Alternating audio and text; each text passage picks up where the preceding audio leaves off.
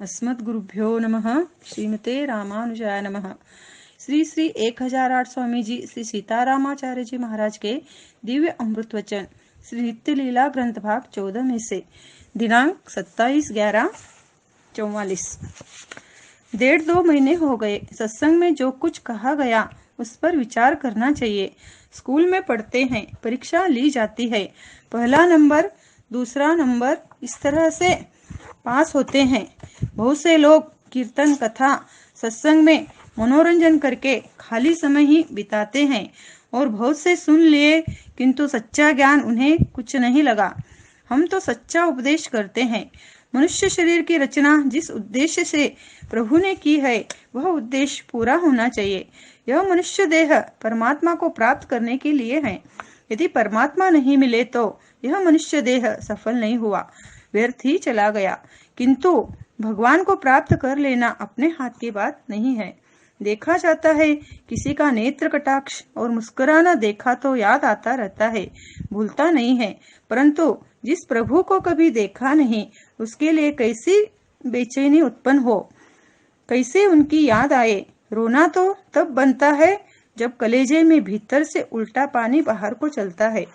गिरधर राय जी का शिक्षा ग्रंथ है, उसमें कहते हैं कि गोपियों की कैसी दशा भगवान की याद में रहती थी, वैसी हमें भी बनी रहे। पर गोपियों के समान दशा हमको कैसे मिले? गोपियों को तो भगवान मिले थे। कल रासलीला में देखा कैसे भगवान हिले मिले थे। श्री षटकोप स्वामी जी 36 वर्ष गोपियों की दशा की भावना करके खाना पीना सोना छोड़ दिए, अतः उनकी प्रशंसा है। गोपियों के समान प्रेममय दशा हमें कैसे प्राप्त होगी? प्रभु का स्पर्श हुए बिना प्रभु के लिए बेचैनी कैसी होगी? जब भगवान स्पर्श कर दे तभी बेचैनी हो सकती है। छंद। परस करने के बाद बेचैनी अवश्य बढ़ेगी, प्रकट मिलन बिना कैसे हूँ कब हूँ नाही बढ़ेगी। स्पर्श करने के समय नहीं क्या तुमको सूझा, आय अचानक परस करन में कछु न बूझा।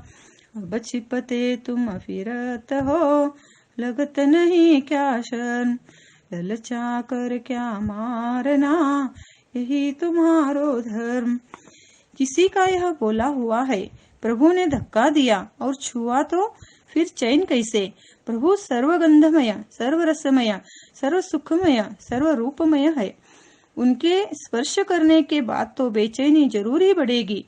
सारांश यह कि स्पर्श होने के बाद वे फिर नहीं मिलते हैं तो मिलने के लिए विरह बेचैनी उत्पन्न होगी।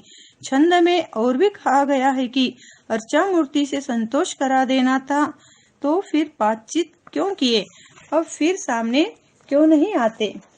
अर्चा ही ते नाथ जो था संतोष कराना, फिर चाहिए था नहीं सुधा समवचन सुनाना।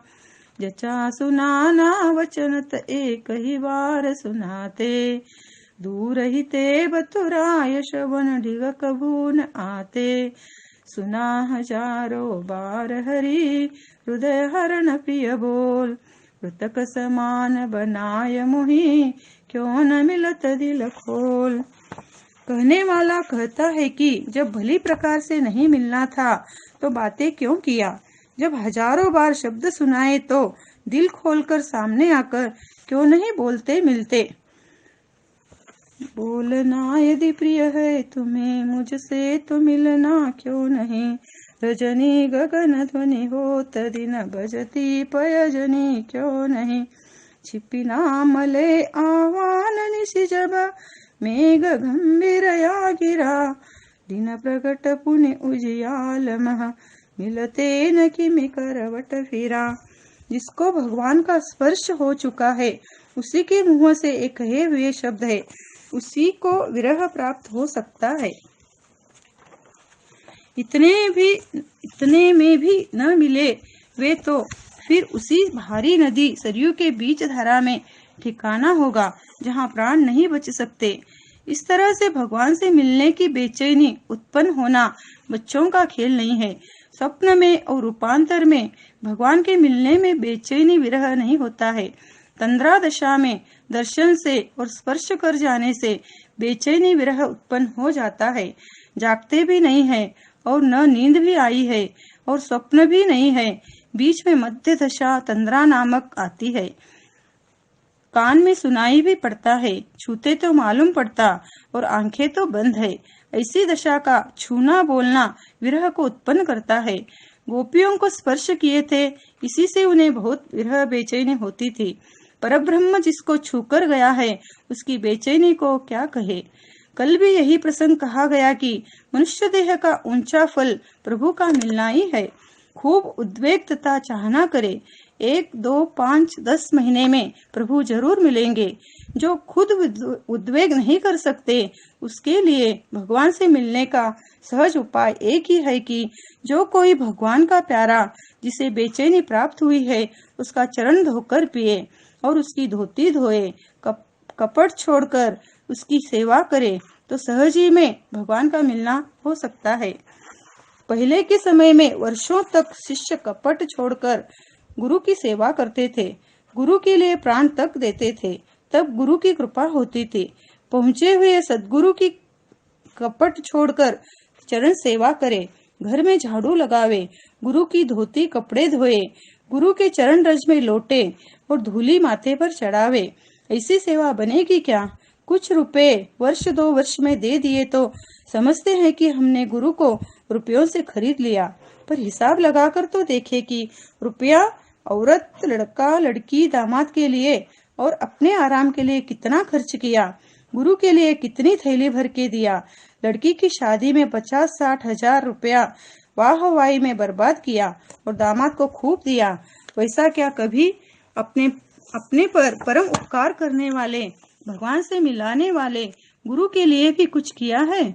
उस प्यारे परमात्मा को योगी सिद्ध तपस्वी हजारों लाखों वर्ष में भी स्वप्न में नहीं देख पाते। गुरु जी ने कृपा करके कैसा सुगम बनाकर मिला दिया। गुरु जी की सेवा जैसी चाहिए वैसी नहीं बने तो फिर अपने अर्चा पूजा के भगवान की ही सेवा करे। वह सेवा भी जैसी चाहिए वैसी नहीं बनती। प्रभु के प्रेम में जिसकी बेचैनी है, उसके चरण में भी हमारा प्रेम नहीं है। देखते हैं कि गुरु के पास बहुत आते नहीं, और यदि बुलावे तो आकाश पाताल का सोचते हैं। क्यों बुलाए, कुछ देना होगा, दू न दू क्या दू, ऐसा विचार करता है। औरत, साले और दामाद को देने में कुछ विचार नहीं करता, और उधर 50,000 का घाटा लग गया। दूसरी तरफ सरकार गला पकड़कर ले लिया, इनकम टैक्स तथा चुराने में, और 50 टैक्स झक मार के देता है। गुरु को कुछ दिया तो कहता फिरता है इतना दिया, ऐसा किया वैसा किया, भगवान को इतना किया, क्या कहे। तेरे समझ में नहीं आता कि प्रभु ने हमारे लिए कृपा से सब कुछ किया है। गुरु ने भी भगवान से मिलाने की सबसे बड़ी कृपा की है, उनकी हमसे सेवा क्या बनी। कृतज्ञ शिष्य को चाहिए कि अपने सामर्थ्य भर गुरु और भगवान की सेवा करके मन में ऐसा समझे कि मैंने कुछ भी सेवा नहीं किया, सदा दुखी रहे कि मुझसे कुछ भी नहीं बना। ऐसा भाव तो मन में नहीं करता है। यह तो बिना पेंदी का लोटा बना है, जहाँ देखो वहीं लौट जाता, मान बढ़ाई पर चला जाता। इसमें बहुत कपट भरा और चालाकी भी है। औरत के लिए 50,000 का गहना बनाया तो भी संतोष नहीं करता, और गुरुजी परमात्मा को दिए हैं, उनके लिए 5-10 रुपया देकर अहंकार युक्त कहता है, सोचता विचारता है, ऐसा बुरा हाल है। कहने का सारांश यह है कि ऐसी दशा में हमें भगवान से मिलने की बेचैनी कहाँ से कैसे प्राप्त होगी। शेष अगले भाग में। जय श्री नारायण।